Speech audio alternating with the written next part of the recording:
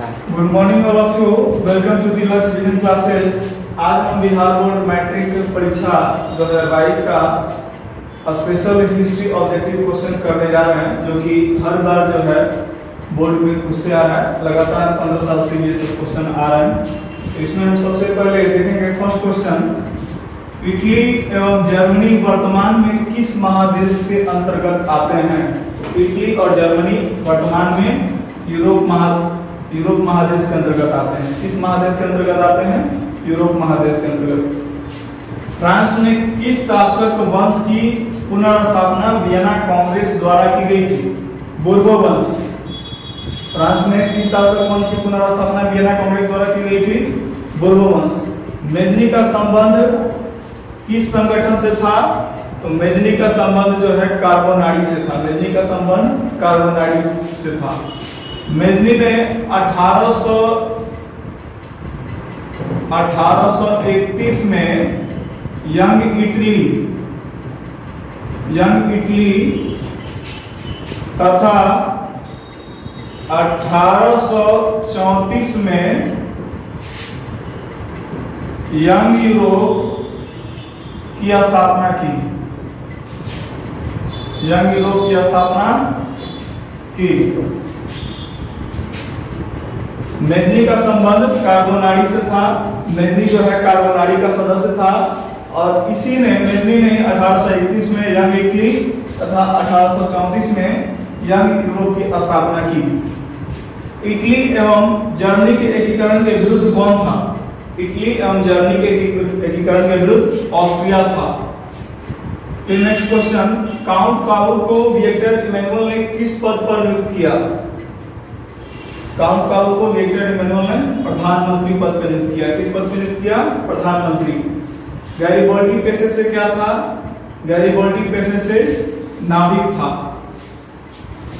German राइन राज्य का निर्माण किसने किया? जर्मन राइन राज्य का निर्माण नेपोलियन बोनापार्ट ने किया। जाल्वेरिन कैसी संस्था थी? जाल्वेरिन व्यापारियों की संस्था थी। जाल्वेरिन कैसी संस्था थी? व्यापारियों की। रक्त एवं लौह की नीति का अवलंबन किसने किया? बिस्मार्क ने किया। रक्त एवं लौह की नीति का अवलंबन बिस्मार्क ने किया। एक बार इसको फिर से रिवीजन कर लेते हैं। इटली एवं जर्मनी वर्तमान में किस महादेश के अंतर्गत आते हैं? यूरोप में। फ्रांस में किस शासक वंश की पुनर्स्थापना वियना कांग्रेस द्वारा की गई? बोर्बो वंश। इससे पहले बोर्बो वंश से पहले वहां आर्लियंस वंश का शासन था। आर्लियंस वंश। बोर्बो वंश से पहले किस वंश का शासन था? आर्लियंस वंश। मेजनी का संबंध किस संगठन से था? कार्बोनारी से था। मेजनी कार्बोनारी का सदस्य था। 1831 में इसने यंग इटली और 1834 में इसने यंग यूरोप की स्थापना की। इटली एवं जर्मनी के एकीकरण के विरुद्ध में कौन था? ऑस्ट्रिया था। काउंट काबू को विक्टर इमैनुअल ने किस पद पर नियुक्त किया? प्रधानमंत्री। गैरिबॉल्डी पेशे से क्या था? गैरिबॉल्डी पेशे से नाविक था। जर्मन राइन राज्य का निर्माण किसने किया? जर्मन राइन राज्य का निर्माण नेपोलियन बोनापार्ट ने किया। जाल्वेरिन कैसे संस्था थी? तो जाल्वेरिन व्यापारियों की संस्था थी। रक्त एवं लौह की नीति का अवलंबन किसने किया? बिस्मार्क ने किया। फ्रैंकफर्ट की संधि कब हुई? तो फ्रैंकफर्ट की संधि 1871 में हुई। यूरोप वासियों के लिए किस देश का साहित्य एवं ज्ञान विज्ञान प्रेरणा स्रोत रहा? यूनान का। यूरोप वासियों के लिए यूनान का साहित्य एवं ज्ञान विज्ञान प्रेरणा स्रोत रहा। 1829 ईस्वी की एड्रियानोपुल की संधि किस देश के साथ हुई? यूनान के साथ। यानी 1829 में यूनान के साथ एड्रियानोपुल की संधि हुई। नेपोलियन कोड कब लागू हुआ? 1804 में। और नेपोलियन कोड 1804 से लेके 1815 तक चला। इसको हम नेपोलियन युग भी बोलते हैं। नेपोलियन युग। इसके बाद वियना सम्मेलन हुआ। वियना सम्मेलन कब हुआ? 1815 में। और इसकी मेजबानी किसने की? इसकी मेजबानी मेटरनिक ने की। मेटरनिक ने। फिर मेटरनिक युग 1815 से लेकर 1830 तक का युग मेटरनिक युग कहलाता है। तो नेपोलियन कोड कब लागू हुआ? 1804 में। और वियना सम्मेलन कब हुआ? 1815 में। नेपोलियन युग कहते हैं 1804 से लेकर 1815 तक के युग को नेपोलियन युग कहा जाता है। वियना सम्मेलन की मेजबानी किसने की थी? मेटरनिक ने की थी। और मेटरनिक युग कब से कब है? 1815 से 1830 में। नेपोलियन वाटरलू वार में नेपोलियन वाटरलू वार में 1815 में मारा गया था। किसमें मारा गया था? वाटरलू के युद्ध में 1815 में मारा गया था। नेक्स्ट क्वेश्चन, रूस में कृषक दास प्रथा का अंत कब हुआ? रूस में कृषक दास प्रथा का अंत 1861 में हुआ। कार्ल मार्क्स का जन्म कहाँ हुआ था? जर्मनी। कार्ल मार्क्स ने एक बुक लिखा था जिसका नाम है Das Kapital. Das Kapital. Das Kapital किसकी बुक है? कार्ल मार्क्स की। कार्ल मार्क्स का जन्म कहाँ हुआ? जर्मनी। रूस में जार का अर्थ क्या होता है? तो रूस में जार का अर्थ होता है रूस का सम्राट। रूस के सम्राट को रूस का जार कहते हैं। साम्यवादी शासन का पहला प्रयोग कहाँ हुआ? रूस। साम्यवादी शासन का पहला प्रयोग रूस में हुआ। यूटोपियन समाजवादी कौन नहीं था? यूटोपियन समाजवादी कार्ल मार्क्स नहीं था। वार एंड पीस किसकी रचना है? वार एंड पीस की रचना लियो टोल्स्टॉय की है। किसकी है? लियो टोल्स्टॉय की है। बोल्शेविक क्रांति कब हुई थी? बोल्शेविक क्रांति नवंबर 1917 में हुई। कब हुई? नवंबर 1917 में। लाल सेना का गठन किसने किया था? तो लाल सेना का गठन स्टालिन ने किया। लाल सेना का गठन किसने किया? स्टालिन। लेनिन की मृत्यु कब हुई? लेनिन की मृत्यु 1924 में। लेनिन की मृत्यु 1924 में। लाल सेना का गठन किसने किया था? स्टालिन ने। बोल्शेविक क्रांति कब हुई थी? नवंबर 1917 में। वार एंड पीस किसकी रचना थी? लियो टोल्स्टॉय की। ब्रेस्ट लिटोवस्क की संधि किन देशों के बीच हुई थी? ब्रेस्ट लिटोवस्क की संधि किन देशों के बीच हुई थी? तो ब्रेस्ट लिटोवस्क की संधि रूस और जर्मनी के बीच हुई थी। किसके बीच हुई थी? रूस और जर्मनी के बीच में ब्रेस्ट लिटोवस्क की संधि हुई। उत्तरी एवं दक्षिणी वियतनाम का एकीकरण कब पूरा हुआ? उत्तरी एवं दक्षिणी वियतनाम का एकीकरण अप्रैल 1975 में पूरा हुआ। कब हुआ? अप्रैल 1975 में गया।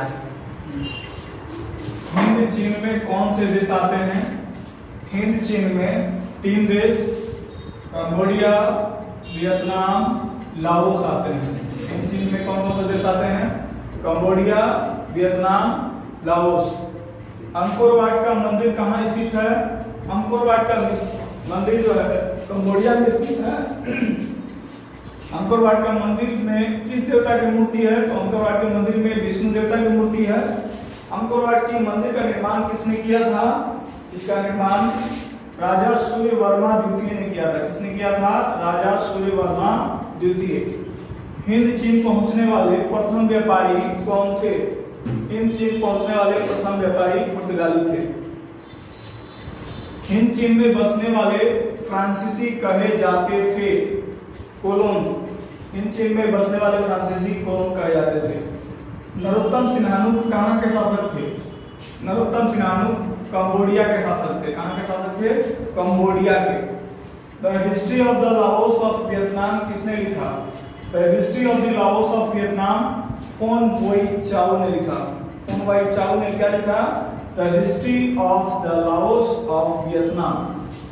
मार्च 1946 में फ्रांस एवं वियतनाम के बीच होने वाला समझौता किस नाम से जाना जाता है? तो मार्च 1946 में फ्रांस एवं वियतनाम के बीच होने वाला समझौता हनोई समझौता के नाम से जाना जाता है। नेक्स्ट क्वेश्चन, किस प्रसिद्ध दार्शनिक ने एक अदालत लगाकर अमेरिका को युद्ध के लिए दोषी करार दिया? रसेल। किसने? रसेल। हिंद चीनी क्षेत्र में अंतिम युद्ध समाप्ति के समय में अमेरिकी राष्ट्रपति कौन थे? निक्सन। हिंद चीनी क्षेत्र में अंतिम युद्ध समाप्ति के समय अमेरिका के राष्ट्रपति कौन थे? निक्सन। हुआ आंदोलन किस प्रकृति का था? क्रांतिकारी धार्मिक। ऑप्शन देता है धार्मिक, क्रांतिकारी, राजनीतिक, धार्मिक राजनीति या क्रांतिकारी धार्मिक। तो क्या होगा? क्रांतिकारी धार्मिक। हुआ आंदोलन क्रांतिकारी धार्मिक था। बंगाल विभाजन की घोषणा 1905 में लॉर्ड कर्जन ने की। बंगाल विभाजन की घोषणा कब हुई? 1905 में लॉर्ड कर्जन ने की। और बंगाल विभाजन को 1911 में लॉर्ड हार्डिंग ने बंगाल विभाजन को वापस ले ली। बंगाल विभाजन की घोषणा किसने की? 1905 में लॉर्ड कर्जन ने घोषणा की। किसका? बंगाल विभाजन की। और 1911 में लॉर्ड हार्डिंग के नेतृत्व में बंगाल विभाजन वापस लिया गया। गदर पार्टी की स्थापना किसने की? लाला हरदयाल ने। किसने की? लाला हरदयाल ने 1913 में। जलियांवाला बाग हत्याकांड किस तिथि को हुआ और कहां हुआ? तो 13 अप्रैल 1919 को अमृतसर। जलियांवाला बाग हत्याकांड 13 अप्रैल 1919 को हुआ था। इस दिन लोग जो है बैसाखी मनाने और रॉलेट एक्ट के विरोध में जो है इकट्ठा हुए थे। लेकिन 6 अप्रैल की देशव्यापी हड़ताल के बाद 9 अप्रैल 1919 को किन दो नेताओं की गिरफ्तारी हुई? 6 अप्रैल की देशव्यापी हड़ताल के बाद किन दो प्रमुख नेताओं की गिरफ्तारी हुई? डॉक्टर सत्यपाल एवं किचलू। कब गिरफ्तारी हुई? 9 अप्रैल 1919 को। और इन्हीं दोनों की गिरफ्तारी के विरोध में जो है लोग इकट्ठा हुए थे जलियांवाला बाग हत्याकांड में। रविन्द्रनाथ टैगोर एवं महात्मा गांधी ने जलियांवाला बाग हत्याकांड से दुखी होकर इन्होंने उपाधि त्याग दी। रविन्द्रनाथ टैगोर ने नाइटहुड की उपाधि त्याग दी और गांधी जी ने जो है केसर-ए-हिंद की उपाधि त्याग दी। किसकी उपाधि त्याग दी? केसर-ए-हिंद। लखनऊ समझौता किस वर्ष हुआ?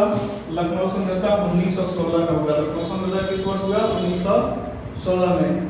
असहयोग आंदोलन का प्रस्ताव कांग्रेस के किस अधिवेशन में पारित हुआ?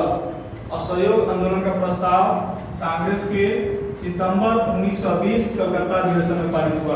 असहयोग आंदोलन का प्रस्ताव कांग्रेस के सितंबर 1920 कलकत्ता अधिवेशन में हुआ। भारत में खिलाफत आंदोलन कब और किस देश के शासक के समर्थन में शुरू हुई? तो भारत में खिलाफत आंदोलन 1920 में शुरू हुई और तुर्की देश के शासक के समर्थन में खिलाफत आंदोलन भारत में शुरू हुई।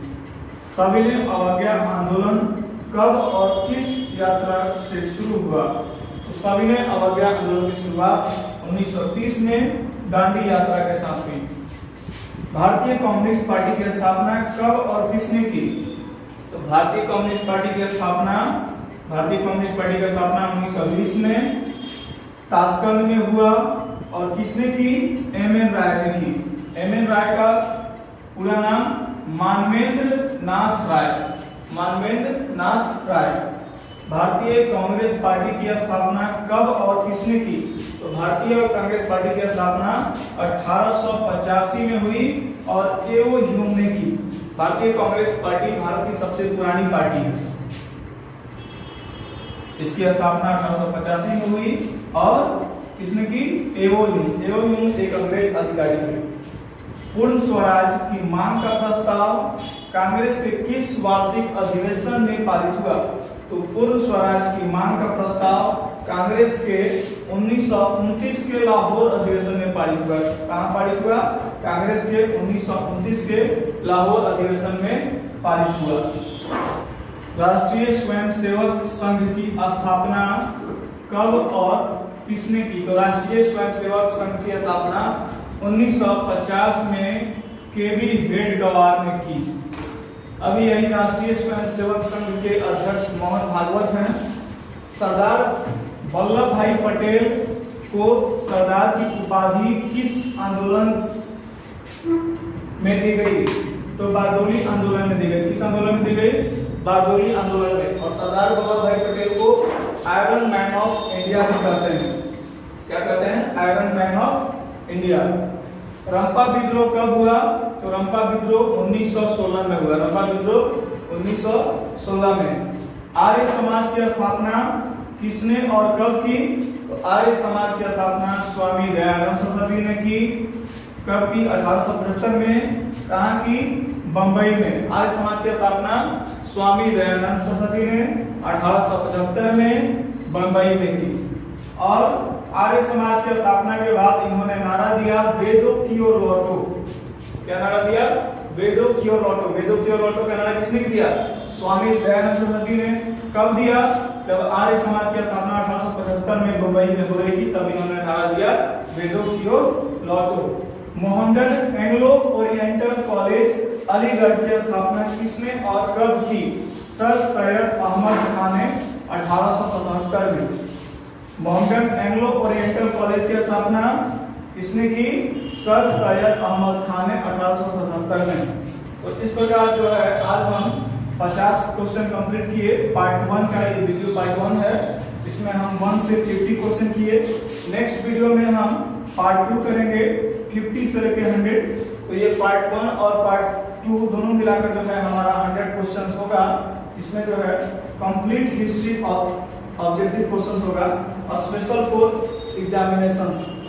तो हमारा वीडियो पार्ट 1 का अच्छा लगे तो इसे जो है लाइक शेयर और सब्सक्राइब जरूर करें। जय हिंद, जय भारत।